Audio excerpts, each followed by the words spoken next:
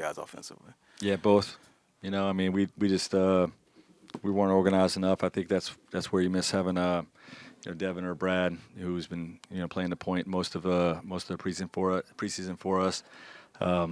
Getting us organized. But I got to do a better job. Just making sure that we're getting better looks. Than we got in the fourth. Curious when you obviously went small with Durant and Nurkic was in the foul trouble. When you're replaying the game really quickly in your head, are you like, Nurkic, Davis again, that challenge of having to handle him and what that meant tonight? Yeah, AD was great. Braun was great. Those guys were too much for us in the fourth. How special was it to come back? Yeah, I mean, my focus really was on the Suns winning this game and going 2-0. It's always great to see old friends, though.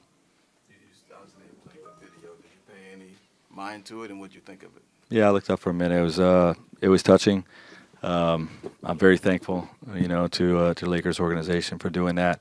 Obviously, my time here means a lot to me. It's very special to me, and I'm proud to be part of their legacy. When you look at just the other guys, like Good when he came in, gave you some good minutes. You had guys that did it in spurts, but how much was tonight just a reminder to the bench? Hey, look, we need more from you, even though we have this collection of offensive talent. Yeah, we should have won tonight. Those guys competed. But we just one or two more guys to have better nights, and to make timely plays. Made timely plays the other night against Golden State. We didn't tonight. You mentioned not the organization part. You're taking blame for that, but I'm curious, was there anything specific now that you're looking back at? You're like, that's a situation where I wish we'd have ran this set, or I wish I had this guy. Yeah, there's always that when you lose. So for sure. I would like to see KD and LeBron have their moments back and forth tonight.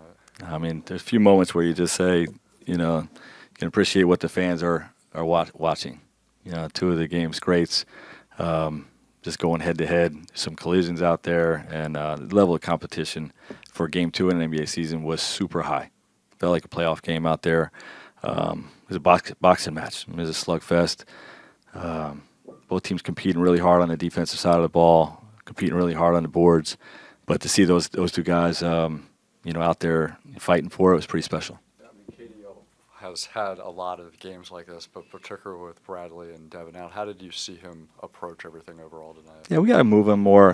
How he approached it, great. I mean, he 39 points and 50% shooting, carried a heavy load for us. We got to do a better job making things easier for him. How would you compare and contrast them, their personalities, their leadership styles, having coached both LeBron and Kevin? I'd rather stay away from that. LeBron is going downhill like that, attacking the rim, especially late in the fourth. How do you stop that? Got to take charges. You mentioned moving him a lot, but because he's so good in ISO, is that part of the challenge that he can get his own shot, but then being able to move him to? It is part of the challenge, because he's comfortable and he can work, and you want to give him that green light to do that. But our spacing broke down too many times, and it is something that we have worked on, but we didn't do it well enough tonight, because if we get spacing the right way, okay, give him the right space to either go to work or to punish the double teams, we'll have a better result. Tonight, how much did that wear on you a little bit at the end of the game? I wouldn't say it wore me. I feel like I got some good looks. It's hard to maneuver when it's like everybody just watching me at all times and trying to find the best place for me to be aggressive and be efficient, especially late in the clock. It's tough to find a good shot with that type of defense. So just try to be aggressive.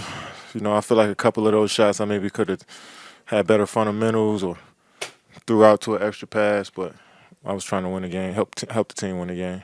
Coach was saying that in tonight it was like there's a mix of you being able to do what you do one-on-one, but finding the space for you to score. How much was that part of that wasn't there that led to tonight, you think? Yeah, I mean, they just played almost a zone. When I caught the balls, I felt like I seen the whole team sometimes.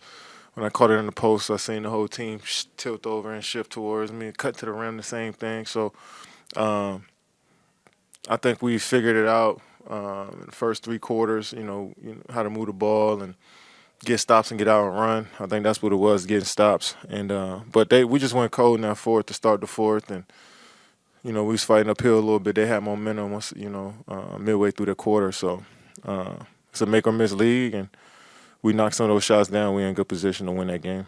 I know that you obviously want to win more than anything, but what did it mean to pass Olajuwon tonight? You needed 37, you got 39.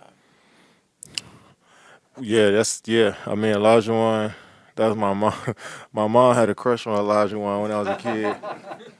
So that's all I used to hear in the house. It wasn't Jordan, it was Olajuwon in the house, you know. And somebody, she told me to study since a kid, and you know, so really I admire his game and his journey as a man and as a basketball player. So it's always amazing to be up amongst the greats. So grateful for.